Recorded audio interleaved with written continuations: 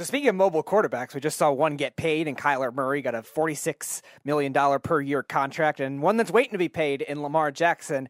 So what do you think about Kyler Murray's contract as a whole, and what do you think that could affect the market for Lamar Jackson either getting paid by the Ravens or someone else?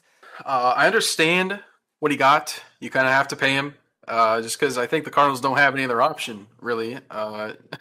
You found your guy. He's not been terrible. I think a lot of people have some concern that he hasn't proven anything is what I've heard. Is like he, no playoff win, whatever, all this stuff. Like, you're in a tough division. It's tough right now. Kyler Murray's tough. That whole contract clause that got added or was there got removed. That's a whole other story that just it never needed to happen. So now there's just additional things surrounding him. His contract, though, affecting Lamar.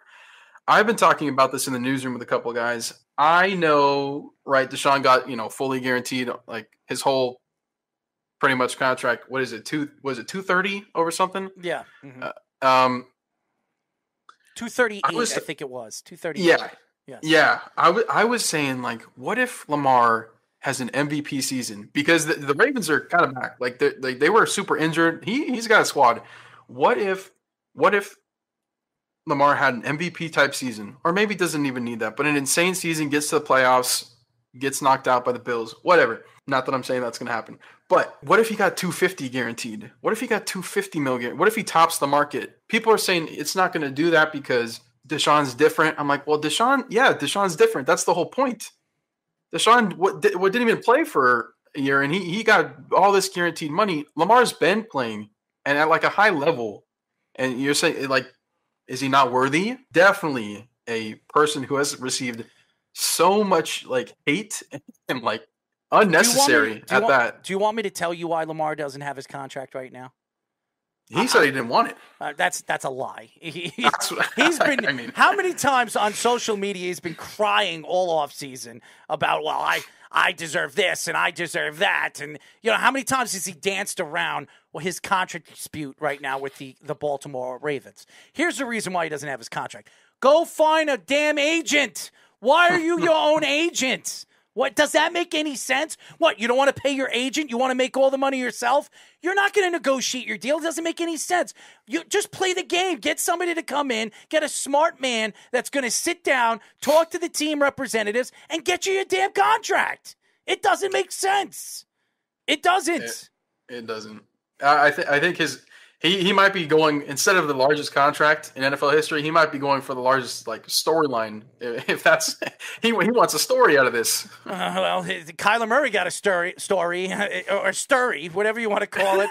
I mean, Kyler Murray got the money that he wanted. He got his best friend playing with him, who just got arrested, by the way. Good luck. Good job. Another Brown doing stupid things off the field. Kyler Murray's going to have to bail him out of jail. Or speeding, whatever the heck he's doing. I mean, come on, man. But he got what he wanted, and he's going to be, by the way, Brown's going to be suspended. Marquise Brown is going to be suspended for at least 4 games for what he did. So you're not going to have him. So you don't have your 2 best wide receivers for 4 and possibly 6 games. So who are you throwing to? I mean, seriously. Rondale Moore will be their number 1 receiver. Season. He's going to be running for dear life. That's what he's going to be doing. I mean, Trey McBride season. Yeah. I like Trey McBride. Well, Christian Kirk went over there to Jacksonville on a high note. Yeah. $70-something million. I can't believe Christian Kirk got that money, by the way. I was shocked. I don't want to tell you what I was going to do, but I almost crapped my pants, okay, when I saw how much money he got after the season that he had. He had a decent season, but number 1 wide receiver for the Jacksonville Jaguars. He's getting paid over $20 million for a guy that's never had 1,000 yards in a season. Come on, man. It doesn't make sense. He was the starting domino for the entire offseason, I'm going to say. Not just wide receiver, just the money aspect. He was like, Christian Kirk said, give me my money, and then every other wide receiver just came in saying, hey, I want that. I want that. I want that. Mm-hmm. Even if, trade, whatever, however you got him. The wide receiver market was insane this offseason. I've never seen anything like it. This was the craziest offseason for wide receivers. And it shows you how important wide receivers have become in the NFL with the speed of the game now, the change of the game.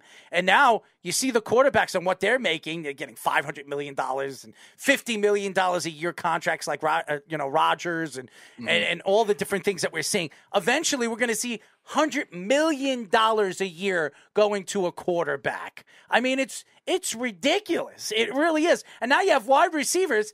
I don't know. Wide receivers from Seattle who, and I'm not going to mention any names, and everybody knows who I'm talking about, who gets guaranteed money. And yes, since he's been in the league, he's been a good wide receiver. He also had Russell Wilson throwing him the ball. Let's see what he does this year when Mr. Drew is throwing him the ball. Okay, and he wanted guaranteed money and wanted his way out of there. So these quarterbacks and wide receivers are, I don't know, prima donnas, and they should maybe sing a couple of Material Girls songs because that's what they are. Material Girls, all of them, crybabies. And everyone at the safety position too.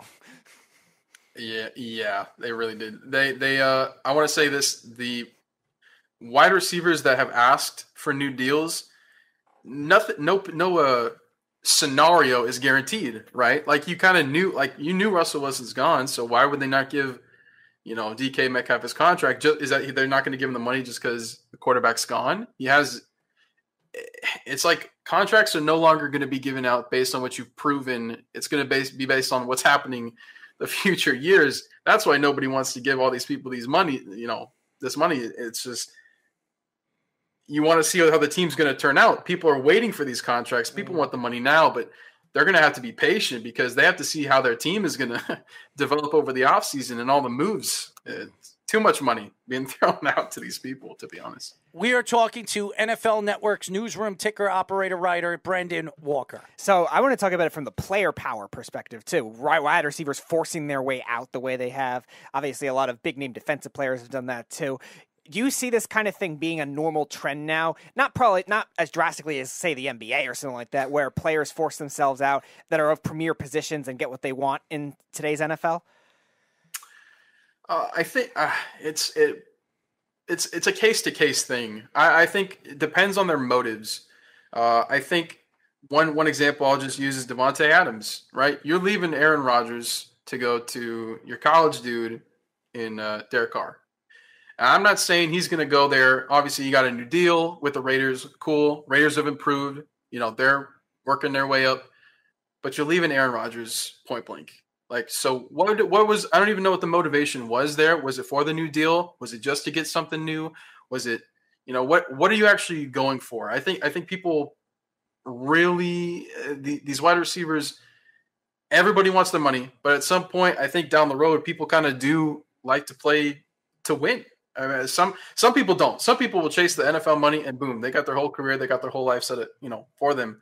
But some people have changed scenarios to win, not necessarily for the money. And because they win, they get rewarded after the fact, right? They prove that they won something and then they get rewarded. I can't really tell right now how it's going to go, but I do see a lot of wide receivers. If they're not happy, they do force themselves out of a lot of situations. Just so everybody knows, all the wide receivers that got their money this offseason, none of them have won anything. None of them. Deebo Samuels, I think, is fantastic. He deserved his money out of all of them for the beatings that he gets every single year. What has he won? He's won nothing.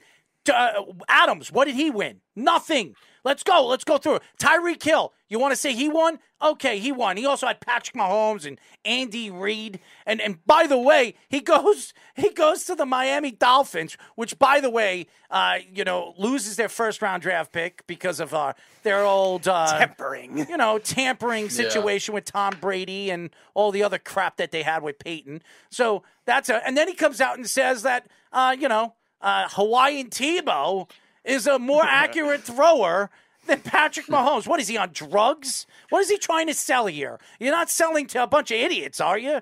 Because we're not. No. He has to say that. He has to say his quarterback's going to be good. But everybody knows the truth. I can't wait until this season starts and how much crap he's going to be talking about Tua after the first 3 games. That this guy can't get me the ball. His numbers are down. You know, Tyreek Hill is not a quiet person. If he doesn't get the ball, he doesn't get his 100-yard games, you know he's going to be bitching and moaning about everything. That's what he does. So I don't know how much this is going to work, but I expect Tua to be gone by next year and a new quarterback to be in place because I can't see that app. I cannot see anything that anybody, and I don't want to hear it. We had, who do we have on? The writer from Miami on Tuesday? Yeah, Alan Pupar. Pupar, who's trying to sell me that he thinks Tua is going to have a good year, okay? He could sell me whatever he wants. And by the way, I like Alan. And Alan, I don't know, did he write back to us after that interview? I think he liked the message. Okay, good. Because I attacked him with the Florida Panthers. I know. I attacked him. He's a little crazy. He tells me that the Panthers won that trade. I thought he was on drugs, but him telling me that Tua that Tua is going to have a good season. He looked really good on the field. Well, I guess you're looking at it with bright binoculars because everything I've seen with Tua is the man is not as accurate as he says, and the guy every single second or third down he gets hurt. So I mean, how long is he going to be on the field this year when we can actually say Tua had a good season when he played 17 games? Let's say playing 13 games would be good for Tua. Okay. Didn't he beat the Ravens last year or whenever he was? Yeah, they did. They had that blowout game. That was one of the games. Everybody beat the Ravens last year. That was one of the. I think that was the first of the 6 out of 7 they lost. The Ravens had everyone hurt. They had no running game because every single one of they had a quarterback running the ball at the end of the year. Okay, they lost like 4 or 5 running backs. They had guys off the scrap heap running the ball. And what is their game? Running the ball. So I beating the Ravens last year is nothing. This year, if the Ravens stay healthy, watch out. They're going to win 12 games this year. I expect it. They're too good. They had a great draft. They added a center. They have one of the best safeties we've seen come out of the draft in the last 10 years in Kyle Hamilton. I mean, this team is going to be fun to watch. I cannot see them having another bad year and not making the playoffs. So beating the Ravens, good luck. Miami doing it this year, I think they have They have a better chance of beating, a bunch of dogs on a field. Okay, that's about it. So, oh god, sorry, go ahead. No. Continue. So my last question is one bold prediction for this season, either with a team or with a player. Please say something about the Jets. Is it bold to say Aaron Donald doesn't win defensive MVP? Yes, that is bold. I guess the way he's been doing it, he's a finalist pretty much every year, probably. No, I can't use that. I don't know. I just want to maybe. What if the Chargers won the division? I saw the division. I don't think that's bold. I think it's bold. Really? You think that's bold? Well, is it bold to say any one of them could win? Well, I think that division is tough. Yeah, and I think people are saying that. Okay, so what's bold then? Chiefs don't win the division? Yeah, that's no. Well, right? Chiefs aren't making. I'll be very surprised if the Chiefs make the playoffs this year. I don't think they make the playoffs. That's bold. That's the bold prediction right there. I'm a bold person, so enjoy the boldness. I'm not bold, but I'm bold. No, he's bold. I'm bold. Very bold. You're first. Yeah, I think that's right. Don't worry, I'll roll with the bold. I'll roll with the Chargers one being bold. I call them the least clutch team in football. Oh, he hates the Chargers. Well, from last year, what happened in the playoffs? I mean, I get it.